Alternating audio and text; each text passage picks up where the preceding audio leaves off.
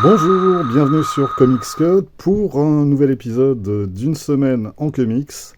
Un épisode qui sera entièrement consacré à Hill House Comics, le label lancé chez DC Comics en 2019 et dirigé par Joe Hill. Alors aujourd'hui on va donc pas parler de nouveautés parce que le titre le plus récent du lot c'est Refrigerators Full of Heads qui date de 2021-2022 et en plus on ira vite sur celui-là vu que j'en ai déjà parlé l'an dernier dans une vidéo dédiée. Il se trouve juste qu'en ce moment, c'est les soldes, et du coup, je suis tombé sur les 3 trade paperbacks des titres de cette collection qui n'ont pas été traduits en France. Et du coup, je les ai pris, je les ai lus, et c'était donc l'occasion d'en parler. Donc, Hill House, qu'est-ce que c'est Comme je le disais en intro, c'est un label publié par DC Comics qui est entièrement consacré à des récits fantastiques et horrifiques, et qui est dirigé par Joe Hill. Et Joe Hill, c'est le créateur des comics Lock and Key. C'est d'ailleurs marqué dessus sur l'édition française. Lock and Key qui a été adapté en série sur Netflix. Et puis Joe Hill, c'est aussi un écrivain, un romancier, nouvelliste. Et puis c'est le fils de Stephen King. Hill House a donc été lancé fin 2019 avec une première selle de 5 titres. On a eu droit à un nouveau titre par mois pendant 5 mois. Et alors, par ordre d'apparition, il y avait eu Basket Full of Heads en octobre 2019, The Dollhouse Family en novembre, The Low Low Woods en décembre, Daphne Byrne en janvier 2020, et enfin, il y a eu Plunge en février. Et ensuite, il n'y a plus rien eu pendant plus d'un an, jusqu'à la sortie de Refrigerator Full of Heads, la suite de Basket Full of Heads, en octobre 2021. Et depuis, à nouveau, plus rien. Ça va bientôt faire 2 ans qu'il n'y a plus eu aucun nouveau titre Hill House qui est paru. Alors, à vrai dire, j'ai cherché en préparant cette vidéo si le label existait toujours ou bien si c'était fini. Alors, j'ai rien trouvé, ni dans un sens ni dans l'autre. Je sais pas. Je sais pas, si vous avez des infos de votre côté, ça m'intéresserait de savoir. Donc, n'hésitez pas à intervenir dans les commentaires. En France, Urban Comics a donc publié 3 des 6 titres estampillés Hill House. Donc, il y en a 2 sur lesquels je vais passer très vite. C'est Basket Full of Heads et sa suite Refrigerator Full of Heads. Je vous renvoie à la vidéo que j'ai consacrée à ces titres. Alors, pour faire rapide, on va préciser que Basketful est écrit par Joe Hill et dessiné par Léo Max, et que Refrigerator, lui, est signé Ryu Yowers et Tom Fowler. Et en gros, voilà, il est question d'une hache magique qui fait que si on s'en sert pour trancher la tête de quelqu'un, cette tête, elle va continuer de vivre. On est entre l'horreur et la comédie, avec une idée de base qui est assez absurde, mais qui permet justement ce type de mélange. Donc il y a du sang qui gicle, mais globalement on se marre. Et la suite, elle en rajoute justement dans le genre, et elle va carrément jouer la surenchère. Et vraiment ça donne 2 très bonnes lectures, je trouve, très fun, avec un chouette boulot côté artistique qui, là aussi, qui joue à la fois la carte de la comédie et celle de l'horreur. Et donc, ces 2-là, je continue de les recommander. Plunge, en revanche, c'est pas exactement la même salade. Alors, c'est à nouveau Joe Hill au scénario, mais au dessin, on a droit à Stuart Immonen. Et alors, on va être clair tout de suite, c'est absolument magnifique. Graphiquement, Plunge, c'est vraiment une merveille. C'est un des plus beaux travaux de Stuart Immonen. Et par contre, côté scénario, à la base, on est davantage du côté de l'horreur à la Lovecraft. C'est en gros l'histoire d'un navire qui est envoyé à la recherche d'un autre navire qui est disparu depuis 40 ans et qui brusquement s'est remis à transmettre son signal de détresse. Et on a une histoire, quelque chose de très sombre, avec des créatures qui surgissent du fin fond des mers, avec des humains qui n'en sont plus vraiment, et avec une ambiance angoissante qui est portée par les dessins de Stuart Immonen. Et ben ça fonctionne pas du tout, parce que Joe Hill fout tout en l'air avec ses dialogues.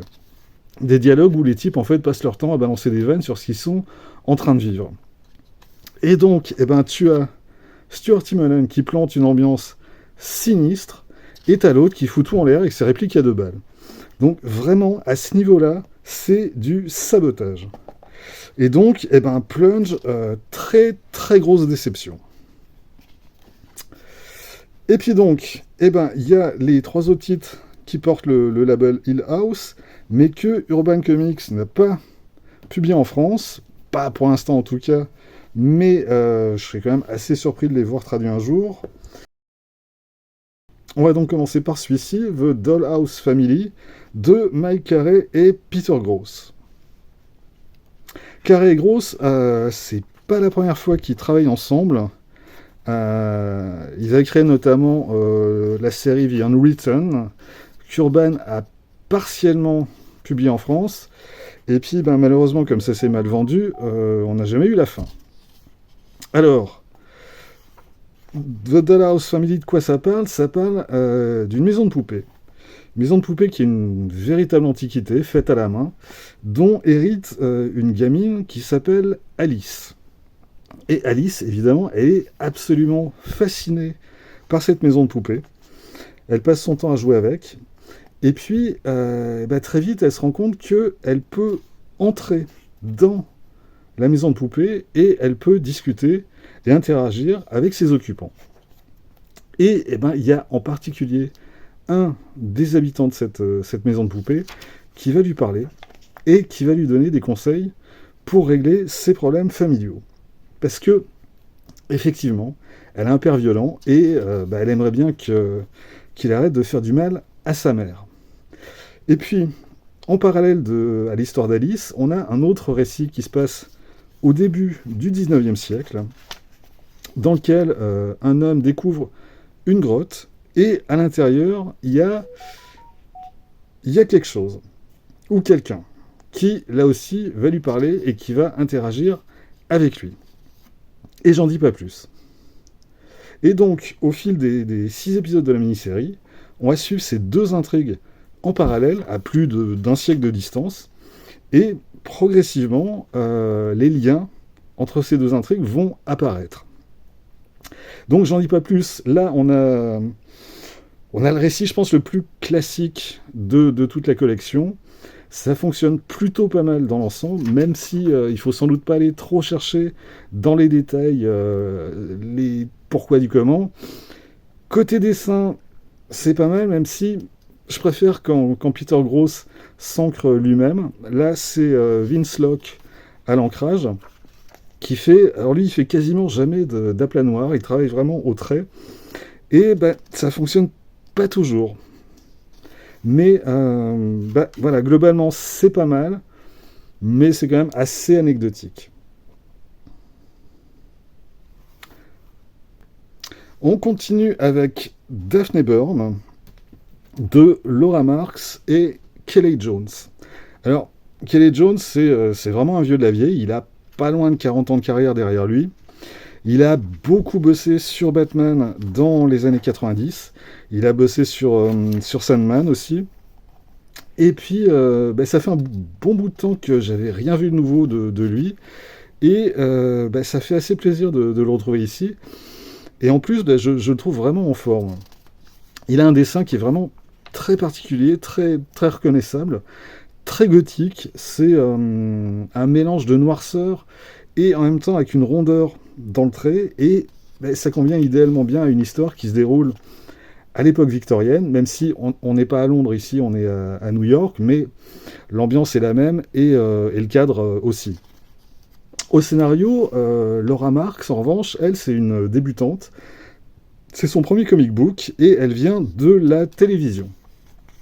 Et donc, elle écrit une histoire qui se déroule à New York à la fin du 19e siècle et qui met en scène une mère et sa fille.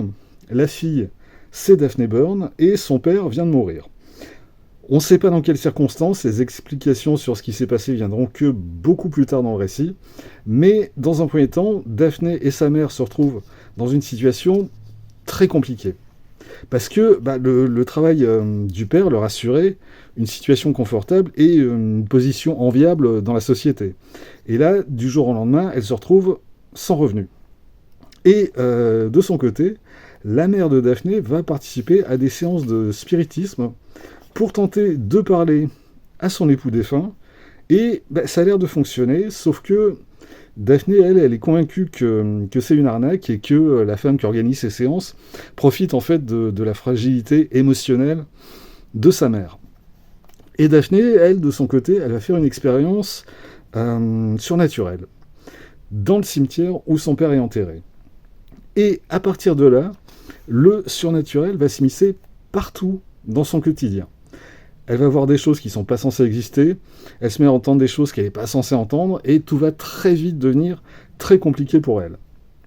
Et la question qui se pose au fil des pages, c'est est-ce que Daphné est vraiment en contact avec l'au-delà, avec des forces surnaturelles, ou bien est-ce qu'elle est juste en train de devenir folle? Là, on a un récit qui fonctionne vraiment bien, et en particulier grâce au dessin de Kelly Jones. Parce que, effectivement, à partir du moment où Daphné a cette expérience dans le cimetière, le surnaturel va s'immiscer partout. C'est des monstres qui apparaissent dans l'ombre, c'est des choses qui se glissent derrière elle dans le décor, et c'est une ambiance étrange en permanence. Et puis, il y a le personnage de Daphné elle-même, qui comprend pas ce qui lui arrive, ce qu'elle voit et ce qu'elle entend, et qui doute sans arrêt de ce qu'elle est en train de vivre. Et ça donne un récit très prenant. On accompagne Daphné dans sa descente aux enfers, vraiment au plus près. On est vraiment avec elle. Et puis, le dernier point intéressant de cette histoire, c'est la situation d'une veuve dans la société de cette époque. Là aussi, alors c'est une autre forme de descente aux enfers, c'est la chute sociale qui fait suite à la mort du mari. Alors, Laura Marks insiste jamais lourdement sur ce point, mais c'est quelque chose qui accompagne en permanence le parcours de Daphné et de sa mère.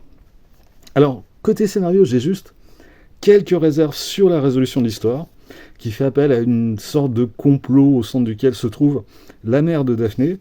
Ça me semble pas être le dénouement le plus naturel, ni le plus intéressant pour cette histoire, mais globalement, ça reste une chouette lecture, et de mon point de vue, ça aurait mérité d'être traduit par Urban. Après, on peut évidemment discuter du potentiel commercial d'une telle histoire. Alors, dernier titre Hill House, c'est The Low Woods de Carmen Maria Machado et de Dany. Alors, Carmen Maria Machado, comme Laura Marks, c'est son tout premier comic book, et c'est d'ailleurs quand même assez gonflé de la part de Joe Hill d'être allé chercher des auteurs et des autrices en dehors du sérail des scénaristes de comics. Machado, c'est une écrivaine qui se situe souvent à la lisière des genres, que ce soit le fantastique ou la science-fiction, tout en gardant en même temps un pied en littérature générale.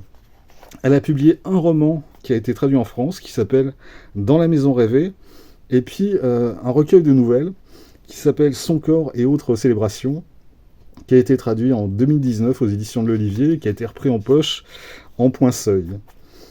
Et c'est une écrivaine intéressante. Si vous avez l'occasion, jetez un œil à ce qu'elle fait. Ça vaut le coup. Mais on va rester sur le comics The Low Woods, qui est donc dessiné par Dany. Et Dany, c'est une artiste grecque, mais qui travaille pas mal aux États-Unis. Et alors, dans le Batman Nocturne, tome 1, qui vient juste de paraître chez Urban, c'est elle qui dessine les backup stories. Que je vous trouve ça, ouais, c'est là. Les backup stories qui sont donc écrites par Simon Spurrier. Et c'est toute la partie qui met en scène l'ex-commissaire Gordon et qui s'intègre en fait dans la trame générale du récit de Ramvi. Et vraiment, j'aime beaucoup son trait. Donc, The Lawlow Woods, c'est l'histoire de deux jeunes femmes, Eldora et Octavia. C'est deux amies d'enfance qui vivent à Shuddertoothing, en Pennsylvanie, qui est une petite ville où, pendant des décennies et des décennies, on exploitait les mines de charbon.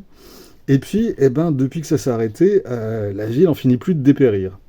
Et surtout de subir les dégâts causés par cette exploitation minière à outrance. Et on a donc des effondrements de terrain à répétition, on a des fumerolles qui s'échappent des crevasses qui apparaissent partout en ville, et puis on a aussi les maladies qui ont été causées par tout ça. Et puis, on a aussi des choses plus étranges. On a par exemple les femmes qui vivent à Shuddertoothing qui sont victimes d'amnésie partielle. Et c'est d'ailleurs ce qui arrive au début de l'histoire à Octavia et à Eldora, qui tout à coup reprennent conscience dans la salle de cinéma où elles étaient allées, sans se rappeler de ce qu'elles ont vu ou de ce qu'elles ont fait. Et puis, parmi les bizarreries locales, il y a aussi ces créatures étranges qu'on croise parfois en forêt, et on ne sait pas si elles sont animales, ou humaines, ou les deux, ou ni l'un ni l'autre. Et puis, il y a des choses encore plus bizarres, mais je vais en rester là. Et c'est vraiment une très bonne mini-série. Elle n'est pas parfaite, il y a des choses sur la forme qui auraient pu être améliorées. En particulier, je trouve que Machado a trop souvent tendance à arrêter son récit pour balancer tout un tas d'infos sur la ville et sur le contexte de son histoire. Et puis, pareil, à la fin, les révélations tombent vraiment toutes d'un coup, en un bloc, et ça aurait mérité d'être mieux dilué dans le récit. Mais voilà, même en l'état, j'aime beaucoup The Lawlow Woods. D'abord, grâce à ces deux personnages principaux, Eldora et Octavia, et à leur relation. Et surtout à la manière dont Machado nous fait partager leur vie et leurs envies et leurs rêves et la manière dont elle gère tout ça au quotidien. C'est comment être heureuse et comment espérer avoir un avenir dans une ville qui n'en a plus aucun. Et puis, au cœur de cette histoire, il y a un secret qu'on va découvrir que dans la dernière partie du récit et qui donne à l'ensemble de cette histoire une tonalité encore plus noire et encore plus brutale. Là encore, je vais rien dire de plus, mais je vous encourage vivement à lire The Lawlow Woods. Perso, je trouve que c'est le meilleur titre Hill House paru à ce jour. J'ai pas l'impression qu'Urban Comics ait l'intention de le traduire, et c'est vraiment dommage parce que ça mériterait. Voilà, c'est tout pour aujourd'hui. Rendez-vous très vite pour la suite. D'ici là, vous pouvez vous abonner à cette chaîne, laisser un commentaire, partager cette vidéo sur les réseaux sociaux et surtout, lire des comics. Soyez sages et à bientôt.